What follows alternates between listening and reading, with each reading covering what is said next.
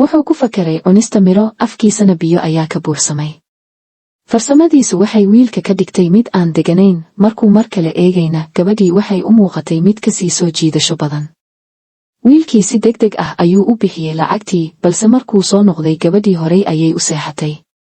Meesha agteeda lamaane ayaa isku dhunkanayay, taasoo wiilka indhihiisa si aan ula kac ahayn ugu dirtay, balse markuu gabadha u soo dhowaaday ma uusan ku dhiiran inuu ka faa'iidaysto.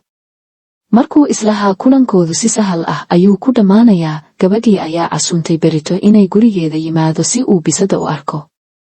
Gabadhu dusha sare way u dhalaalaysay, laakiin run ahaantii waxay ku noolayd qol yar oo kiro ah, qabow oo mugdi ah, iftiinka qoraxduna wuxuu ka imanayay oo keliya muraayada munaarada telefishinka. Wiilku si aan raaxo lahayn ayuu u sugayay, balse bisadii la sheegay marnaba ma soo bixin. Si kedis ah ayay gabadhu ugu soo dhowaaday, wiilkiina markiiba wuu kacsaday.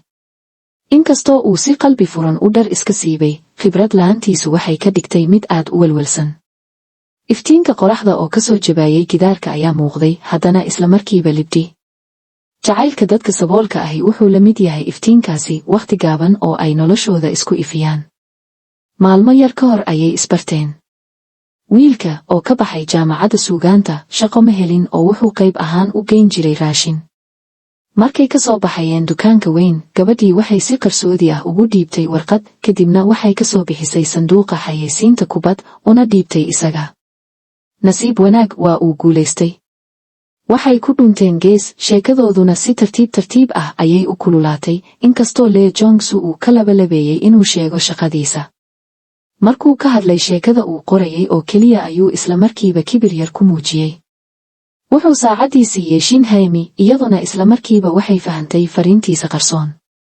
Fursadda ka faa'iidaysanaya wuxuu ku casuumay cunto hilib la dubay, balse balastar caag ah oo gadaashooda surnaa ayaa muujinayay saboolnimadooda. Wiilku wuxuu baaray dhammaan aqal-dhirtii deegaanka, midna lama gubin. Ben mar walba wuxuu ku qoslayay wejigiisa, isagoo muujinaya inuusan weligiis la taaban karin. Markuu kabadhka mar kale hubiyey, wuxuu ku arkay saacaddii uu siiyey Shin Hae-mi.